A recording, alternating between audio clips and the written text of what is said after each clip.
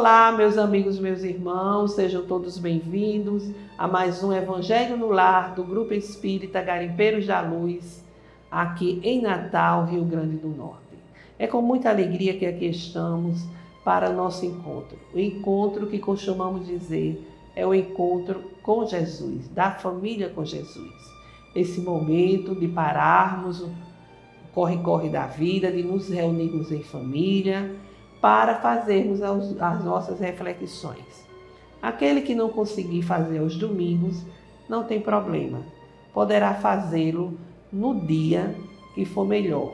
Mas devemos escolher o dia e o horário para que seja naquele dia, no mesmo horário. Afinal de contas, quando a gente se reúne para fazer o Evangelho, nós contamos com os guias espirituais.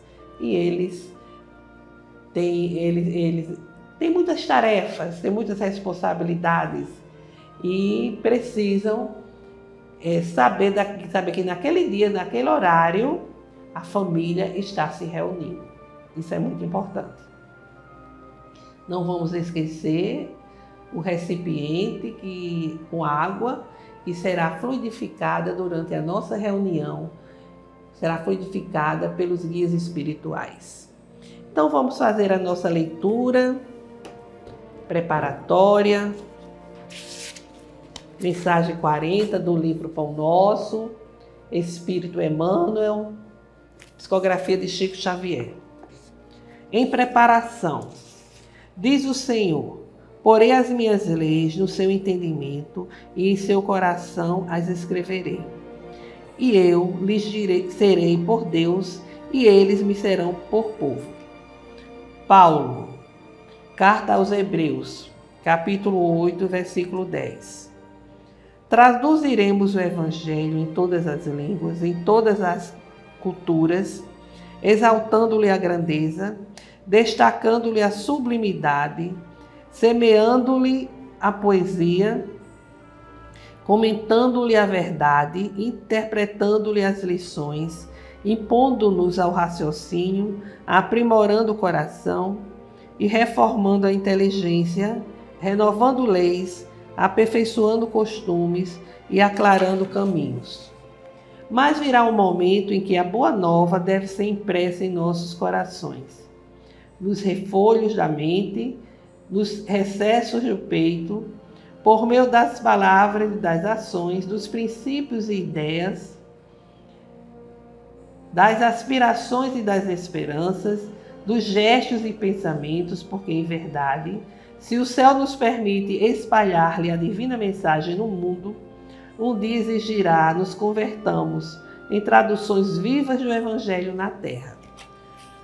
Veja só, meus amigos, Paulo aqui diz aos discípulos, às pessoas, aos hebreus, a carta era dirigida aos hebreus, que era a hora, o momento da divulgação do Evangelho, em todos os lugares, em todos os idiomas, dentro de todas as possibilidades. Mas chegaria o momento da conversão, o momento em que os ensinamentos deveriam estar impressos nos corações, para que pudéssemos vivenciá-los, vivê-los no cotidiano, no dia a dia, e assim sermos aqueles instrumentos reconhecidos como células vivas do Evangelho na Terra. É realmente uma reflexão que serve a todos nós.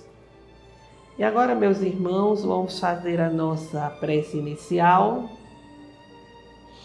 Vamos elevar nossos corações a Deus, nosso Pai. Pedir a presença dos guias espirituais nesse momento. Senhor Jesus, mestre incondicional de nossas vidas, aqui estamos, Senhor, reunidos em vosso nome, em nome de Deus, nosso Pai, para o estudo do vosso Evangelho de luz. Estende vossas mãos compassivas sobre nós, ajudando-nos a compreender os ensinamentos que aqui serão refletidos, e nos fortalece, Senhor, para que venhamos a colocá-los em prática. Fica conosco, Jesus, agora e sempre. Que assim seja. Bem, meus amigos, como todos sabem, nós temos feito o Evangelho no Lar a partir do Sermão da Montanha. O Sermão da Montanha, que é considerado o discurso mais efetivo, vamos assim dizer, mais profundo de Jesus, que marca o início da nova era, o início do conhecimento dos valores éticos e morais pelas criaturas, o conhecimento sobre a imortalidade do espírito e sobre a transitoriedade da vida. Então, hoje, nós teremos o seguinte trecho do sermão. Ninguém pode servir a dois senhores. Ninguém pode servir a dois senhores, porque ou há de aborrecer um e amar outro, ou há de submeter-se a este e desprezar aquele. Não podem servir simultaneamente a Deus e a Mamon. O registro de Mateus, no capítulo 6, versículo 24. Bem, meus amigos, Mamon era um dos deuses adorados pelos sírios da antiguidade e representava a fortuna, a riqueza, a tal ponto deles erguerem estátuas em ouro ou em prata para louvarem, ao Mamon e para que ele concedesse as bênçãos materiais, e preocupados que eles eram com a riqueza. Os hebreus ou judeus, eles eram muito orgulhosos, vaidosos e também eles tinham muita ganância. E aqui Jesus vem nos ensinar que não se pode viver simultaneamente fascinados pelos bens materiais e ao mesmo tempo comprometidos com a vida espiritual, porque são propostas diferentes. É impossível conciliar princípios opostos entre si. Jesus, ele nos leva a refletir que tudo aquilo que nos prende à matéria impede, atrasa o nosso crescimento espiritual. O império das coisas materiais, dos prazeres desequilibrados, destrói os sentimentos da espiritualidade, que são os únicos capazes de nos conduzir à felicidade.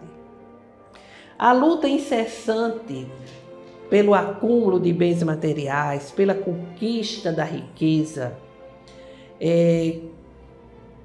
que nos entregamos muitas vezes, impede que nós pensemos nos bens espirituais. A rotina, o cotidiano que nos leva a buscar a riqueza, a acumular bens materiais, é algo tão obcecante que a pessoa vive só em função disso. Quanto mais se ganha, quanto mais se acumula, mais se quer. Mais se defende, mais defende esse processo de aquisição. As palavras de Jesus são palavras que constituem uma grande advertência.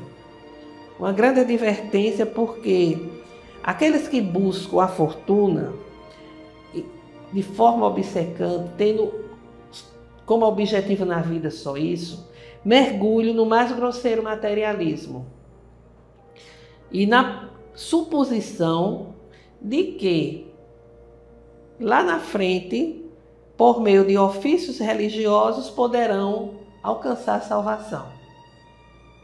Entenderam? E isso ocorre muito. Hoje em dia nós temos muitos segmentos religiosos respeito a todos eles, que trabalham com a teoria do progresso, não é o progresso, para progredir, me fugiu agora o nome. E tem atraído muitas pessoas, porque as pessoas querem, no aqui e no agora, satisfazer as suas necessidades materiais. Querem ter o carro mais moderno, o celular mais moderno, equipamentos de última geração, viagens cada vez mais sofisticadas, né? A gente vê na mídia social o crescimento material de muitas pessoas, a valorização, né, de todo esse aspecto. E as pessoas não se preocupam. Lógico que tem as exceções. Tem pessoas que têm fortuna, que se preocupam em fazer o bem, criam instituições, ONGs, para trabalhar em função do seu semelhante. Mas a gente sabe que isso não é, isso chega a ser até, não é tão comum. E é exatamente porque nós ainda estamos nesse nível. A gente acha que lá na frente, no momento em que a gente não estiver bem, depois nós seremos salvos se acatarmos determinados procedimentos religiosos. Joana de Ângeles assevera que o risco da posse não está no fato em si mesmo de os conseguir, mas na maneira como isto se dá. Ou seja, não está no fato de se conseguir a posse de bens materiais, mas na maneira como se dá. Se é algo que se obtém dignamente, né, de uma forma a propiciar o bem-estar, o equilíbrio, é dignificante. Mas há mecanismos muito negativos, né? A pessoa, para ter, não tem nenhum escrúpulo de burlar leis, de sonegar impostos, de prejudicar as pessoas. Recentemente, um jovem foi demitido da empresa, trabalhava há mais de 6 anos, excelente funcionário, e quando foi receber as contas, não tinha nada para receber porque a empresa estava falida. Olha aí. Isso encaixa exatamente no que acabamos de dizer. As pessoas querem ganhar cada vez mais e não cumprem com as suas obrigações, não tendo nenhum escrúpulo de prejudicar um pai de família. Certo? Nós sabemos, meus irmãos, que a lei do trabalho vai propiciar o progresso. São 2 leis naturais, 2 leis divinas, que impulsionam o crescimento individual e crescimento coletivo, ou seja, o crescimento da humanidade. Mas é necessário que o homem passe a adquirir com dignidade, com sacrifício, com habilidade, com conhecimento e trabalho. Essas são as vertentes para que se tenha a boa conduta do indivíduo quando ele busca o crescimento material. Nós temos, inclusive no Evangelho segundo o Espiritismo, no capítulo em que Kardec dedica a essa passagem, não se pode servir a Deus e a Mamon, ele registrou uma parábola. Havia um homem rico cujas terras tinham produzido extraordinariamente, e ele mantinha em si mesmo esses pensamentos: que farei, porque não tenho lugar onde eu possa encerrar tudo o que colhi? Eis, disse ele, o que farei?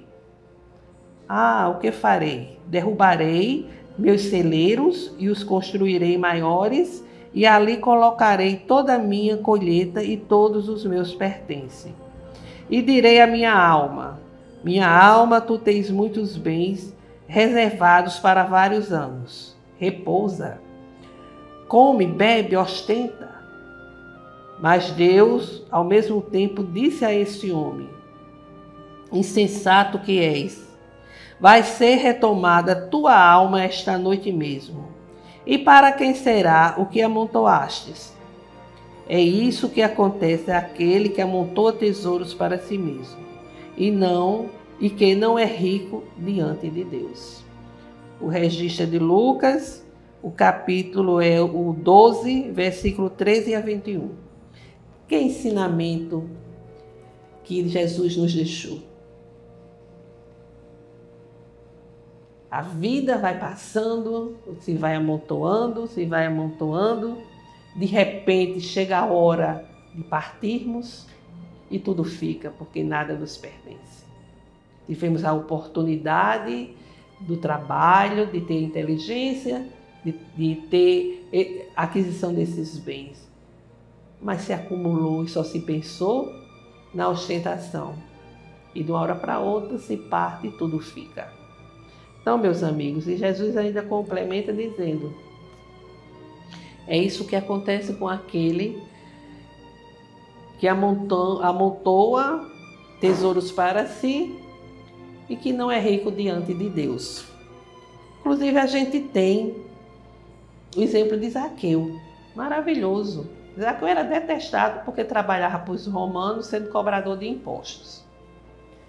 E quando ele escuta que Jesus ia passar por lá, ele vai, aquela multidão, ele era muito pequeno, de estatura pequena, ele sobe lá numa árvore e Jesus identifica, né? Sabe já o que ali está se passando e diz: Zaqueu, desce daí, que hoje mesmo irei ceiar em vossa casa. Foi um tumulto, porque como ceiar na casa desse homem, desse maldito? Porque ele cobrava altíssimos impostos para os romanos, mas era daqueles impostos que o pagamento dele era efetuado, e ele era riquíssimo. Aí Jesus chegou, ele recebeu muito bem e disse a Jesus que sabia que muito tinha errado, mas que estava disposto a dividir tudo o que tinha com os necessitados e ficar só com a parte para sua manutenção. E diz mais: olha só, se causei dano a alguém, no que quer que seja, eu lhe retribuirei em quádruplo. Sobre o que Jesus lhe disse: esta casa recebeu hoje a salvação, porque este é também filho de Abraão, porque o Filho do Homem veio para procurar e para salvar o que estava perdido. Lucas capítulo 19, versículo de 1 a 10. Esse exemplo de Zaqueu é um exemplo que serve a todos nós. Ele toma consciência de que estava cometendo muitos erros, estava errando muito.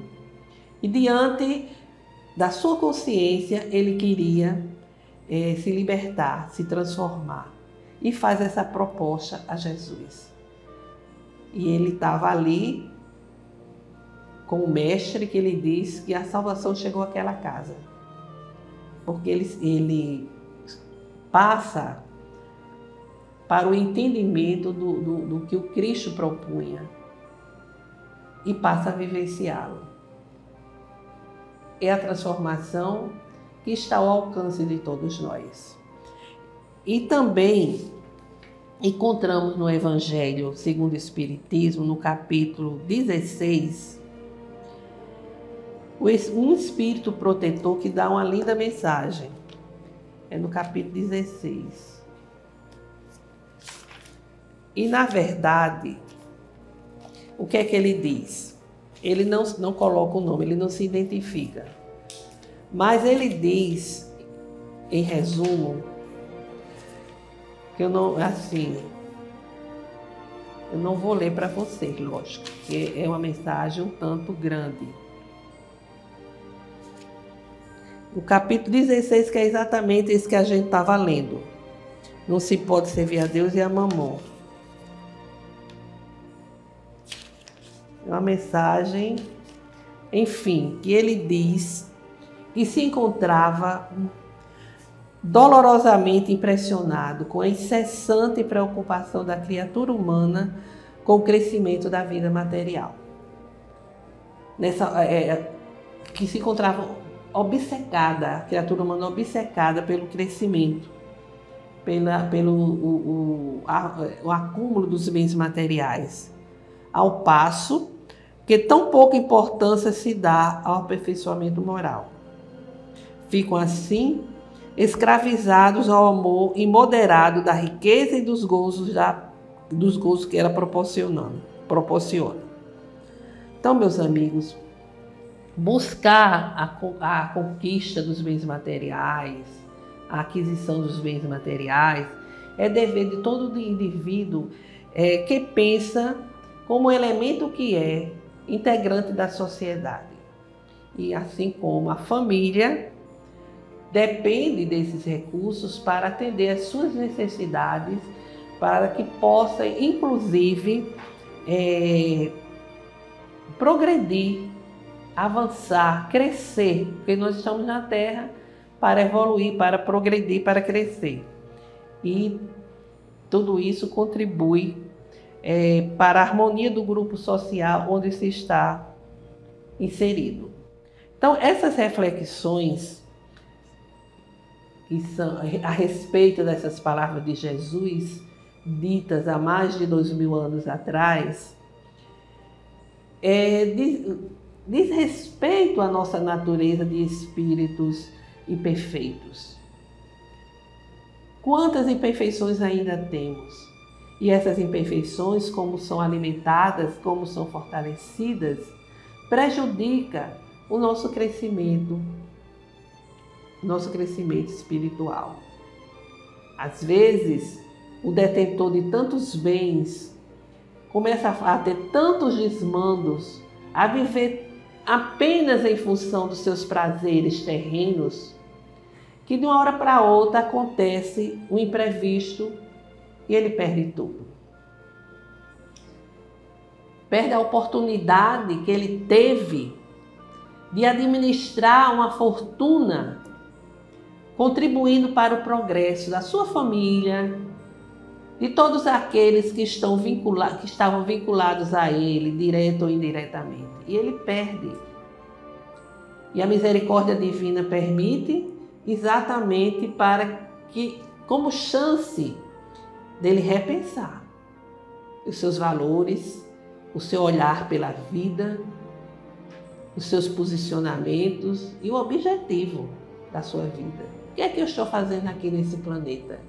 Será que eu sou só um ser material de carne e osso pensante? Que estou aqui para enriquecer, para ter dinheiro e usufruir do bom e do melhor? Adquirindo bens materiais que às vezes não consegue nem utilizar. Teve uma reportagem, eu não sei com quem foi, que a pessoa dizia que não conseguia, ainda não tinha conseguido usar todos os seus jatinhos. Tinha adquirido também, não tinha tempo de ir com a família em um passeio no iate, porque estava sempre viajando a negócios.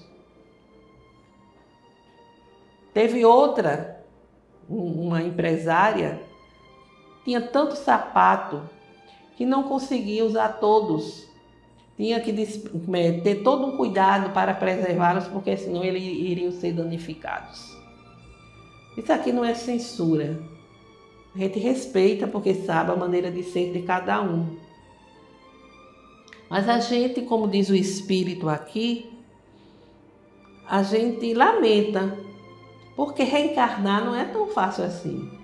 É uma oportunidade grandiosa, uma dádiva divina. E a gente termina desperdiçando.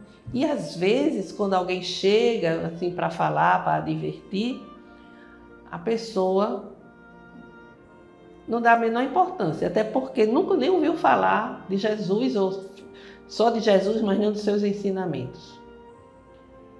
E assim não quer perder o tempo com essas coisas, como alguns dizem, né? E é lamentável. Olha, quem faz campanha para os necessitados, campanha assim para pedir doações e tudo mais, sabe como é a coisa. Há muitos anos atrás, fomos fazer uma campanha em prol de uma instituição de trabalho belíssimo. E o presidente tinha muito conhecimento com empresários daqui, porque já tinha sido empresário. E foi a um determinado empresário que até hoje tem um grande patrimônio. Aí expôs, né, a situação, que estava querendo assim, conseguir a adesão de alguns amigos para doação de dinheiro, não estava pedindo nem dinheiro. E esse cidadão era do ramo de cereais, de alimentos. Nossa, ele chorou tanto, chorou assim, fez tanta lamentação, que os negócios estavam péssimos, muitas dificuldades. E para dizer que ele não deu nada, ele deu um pacote de arroz de 1 quilo. Ele tinha um estoque, né, porque comercializava cereais. Mas é tal coisa, né? Cada um faz o que acha que pode. Então, meus amigos, a espiritualidade,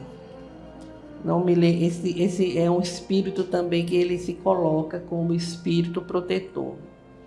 Ele diz: a vida terrena nos propicia grande aprendizado, desde que estejamos dispostos a compreender a sua brevidade, vendo no crescimento material concessão divina para agirmos com altruísmo e caridade, buscando amealhar bens espirituais que efetivamente nos pertencem. As colocações dos nossos amigos espirituais são realmente maravilhosas. Fica a reflexão de hoje. Façamos agora as nossas vibrações. Elevemos nossos corações, a nossa mente ao alto, vibrando fé, esperança, amor, saúde. Senhor Deus Pai Criador,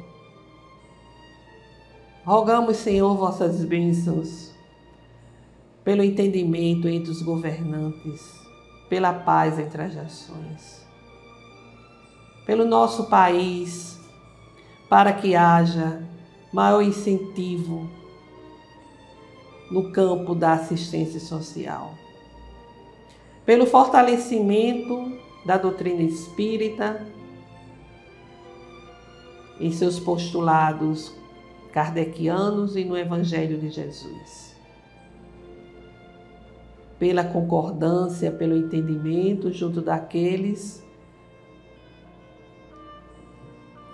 que não vibram positivamente por nós, pela cura, pela recuperação de irmãos nossos enfermiços, familiares, parentes, amigos que estão vivenciando provações no campo da doença.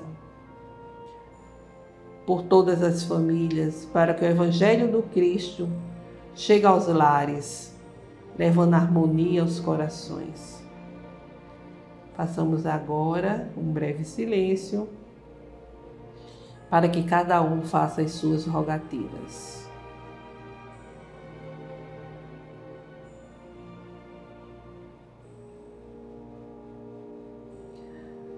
Recebei, Senhor Deus, as rogativas aqui apresentadas pelos corações aflitos diante das adversidades da vida.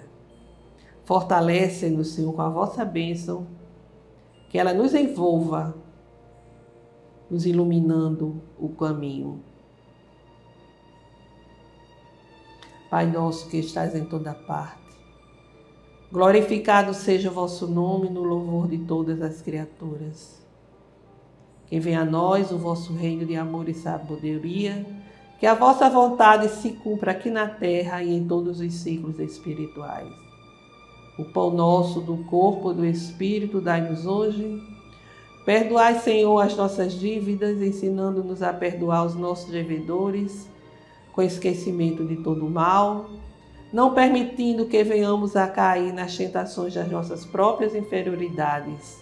Livra-nos, Senhor, de todo o mal, pois vosso é o reino, o poder e a glória para sempre. Que assim seja.